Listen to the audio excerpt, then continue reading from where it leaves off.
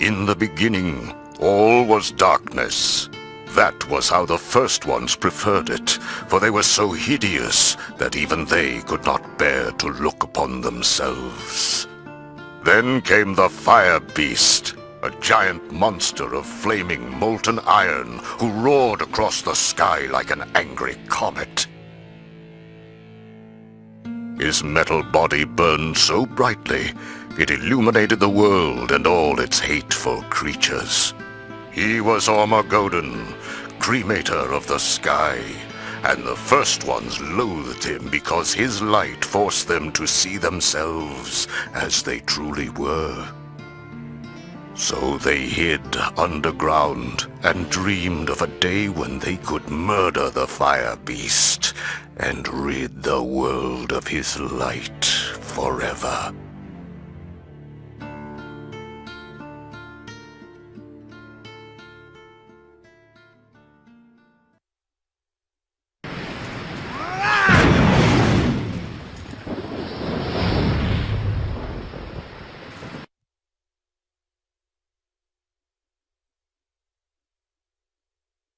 The first ones spent their days feeding from madronal, the teated tree of drinking. They suckled from her bark a thick nectar that flowed up from her roots, which penetrated the ground so deeply they reached even into the untouched place.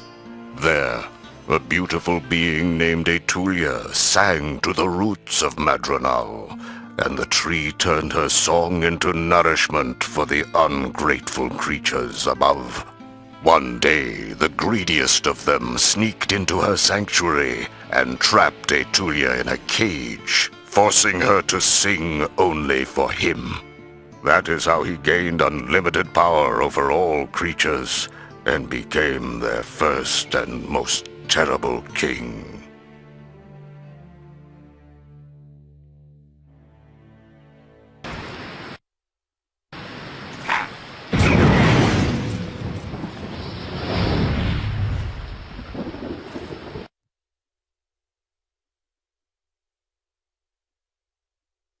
The king used the song of Etulia to lure the fire beast Ormagöden to the ground, where the first ones trapped him and tried to douse his flaming body with mud. Rather than be extinguished, the mighty fire beast let out an earth-shattering scream and exploded like a sun. 1,000,000 pieces of his steel flesh shot into the ground, veining it with ore. His fire flew up into the sky and became the sun. There was so much blood it flooded the world, drowning all the first ones as it formed the oceans. His death cry was so loud that it echoes throughout the world to this day. Low creatures felled the god Ormagöden, but his death gave the world the elements from which a new era would rise. Blood, fire, noise, and metal.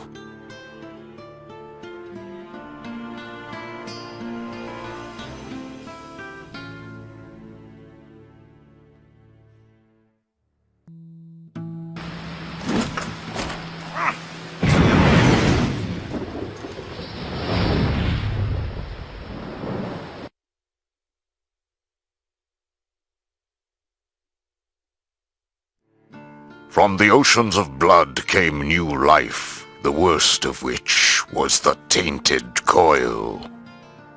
With the twisted forms of the first ones, but the angry power of Ormagöden, they were hated, feared, and almost exterminated. Instead, they were saved by a majestic race of titans who inherited the strength and size of the fire beast and the purity and beauty of Etulia.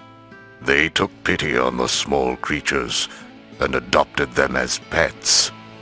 They hid their deformities with severe restrictive garments, and the Coiled endured the pain because, more than anything else, they wanted to look exactly like their beloved, merciful masters.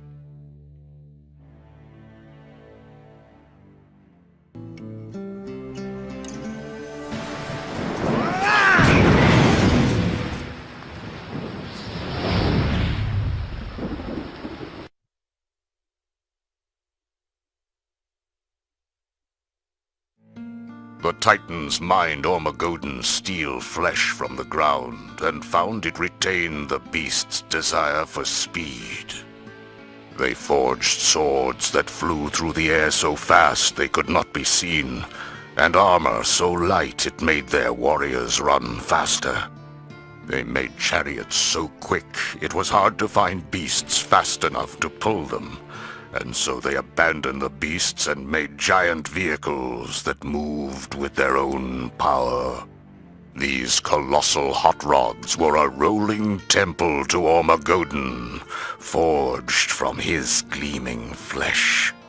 They had a fiery engine for a heart that roared with the mighty god's death cry, scattering the Titans' enemies as they carried their civilization across the globe.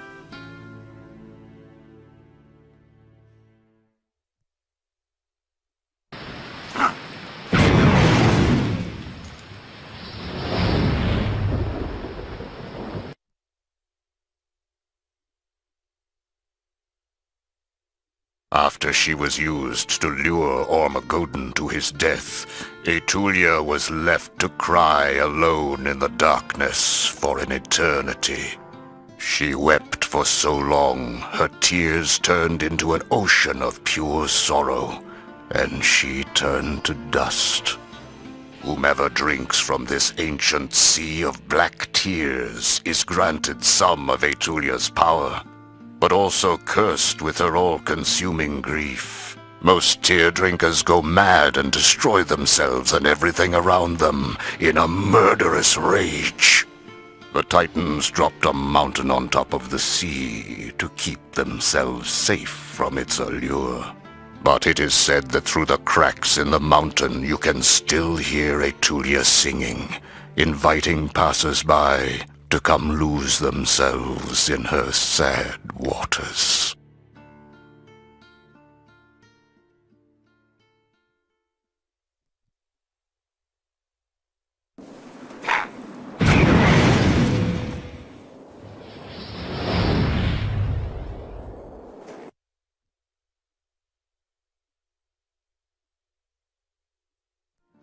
Titan civilization exploded with new art and technology. Their cities flourished with culture and echoed with the sound of pounding metal as gleaming skyscrapers were hammered out of Ormagöden's flesh and vaulted against the sky. From this collision of artistic passion, invention, and sonic overload, a new kind of music was born. It was as hard and heavy as the fire beast's metallic flesh. It had the power of his blood, the heat of his fire, the speed of his flight, and the mighty roar of his death cry. But it also had the angelic beauty of Etulia's song, and a touch of her mournful wail. Its words told the story of a fierce and noble age. It was an anthem of the people, and they called it heavy metal.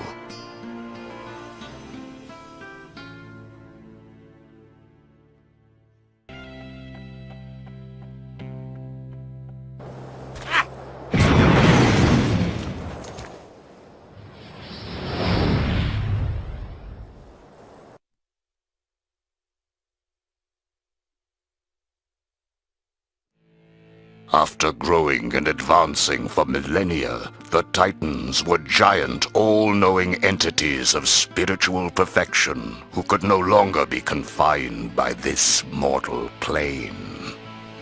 In the final stage of their evolution, they ascended into the heavens to become metal gods. Before they left, they took time to weave instructions for all they had invented into the natural world. They taught spiders how to spin guitar strings for webs, and the trees how to grow exhaust pipes for branches. They etched hieroglyphics that showed how to put these elements together. We give our secrets to the future generations, they inscribed in glowing letters, so that they may know the glory of metal.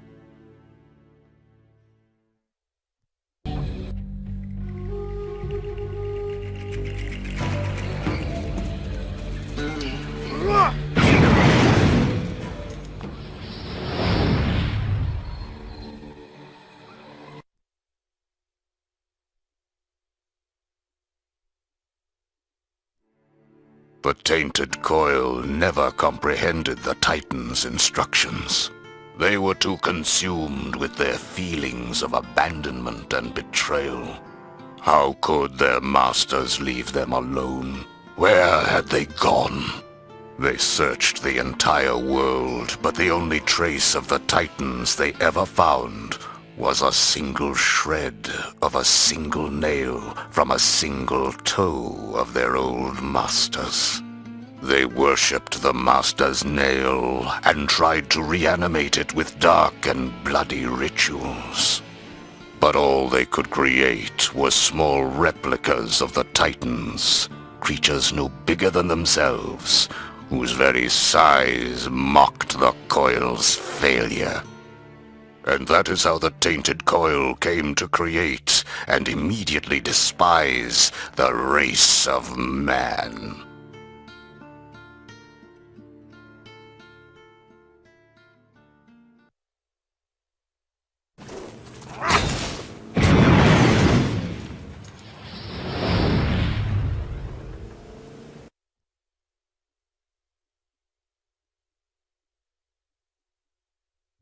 Humanity was enslaved by the Coil and suffered their cruelty for ages until a leader emerged and led the humans in rebellion.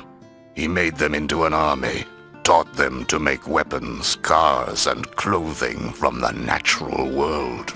The man they called Ragnarok was so effective, the desperate Coil broke the seal on the Sea of Black Tears, knowing the allure and danger it had for humans. Those who drank first, intoxicated with power, renamed their uprising the Black Tear Rebellion.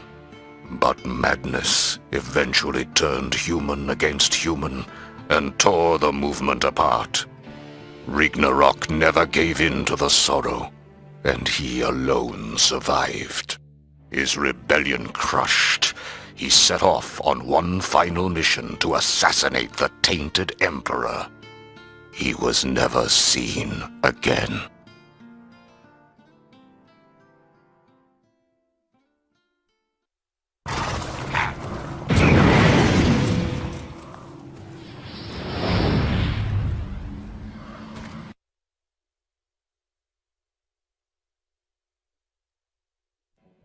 To ensure their dominance over the world forever, the tainted Coil decided to hunt down the so-called future generations and take back the wealth of knowledge so unfairly bequeathed to them by the Titans. They performed a 10-year ceremony of orgy and sacrifice that culminated with a gross perversion of time that sent their emperor and most bloodthirsty warrior forward to the age of modern man. Along with the Emperor, they sent a small idol of Ormagöden, which would return the traveler if a blood offering were made into its mouth. They also sent a small cadre of the Emperor's slaves, not knowing that among them hid a murderous stowaway.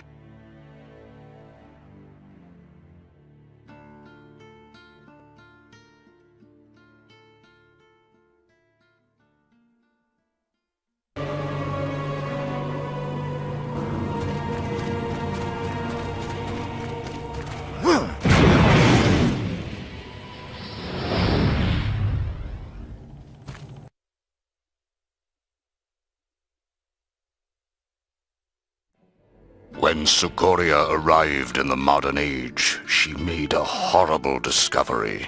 The future belonged to humans, not demons. They were the inheritors of the Titan's legacy, and their civilized world drained her of her spirit, her bloodlust, and her will to live. She could not return a failure, so she released her slaves and retired in defeat to a hidden cave. The stowaway, Ragnarok, stayed with her to complete his mission, but he could not bring himself to kill the pitiful once great warrior. Instead, he took care of her, and they became companions. far away from their old world and its ancient battles, prejudices, and taboos. An intimacy developed, and then a coupling, and then, miraculously, a child. Its birth left Sukoria lifeless, and Ragnarok took the child out of the cave and raised him in the age of modern man, never telling him of his forbidden ancestry.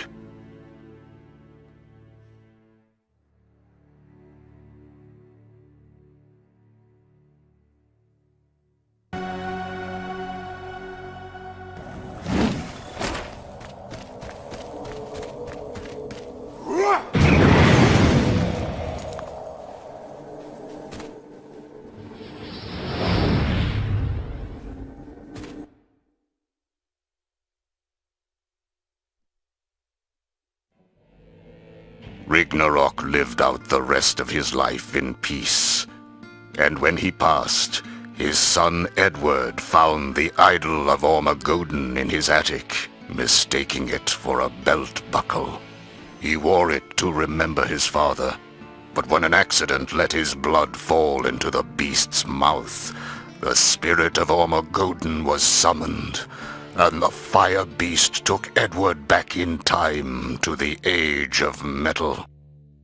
There he found that his combination of Roadie's skills and demon blood allowed him, and him alone, to complete his father's mission.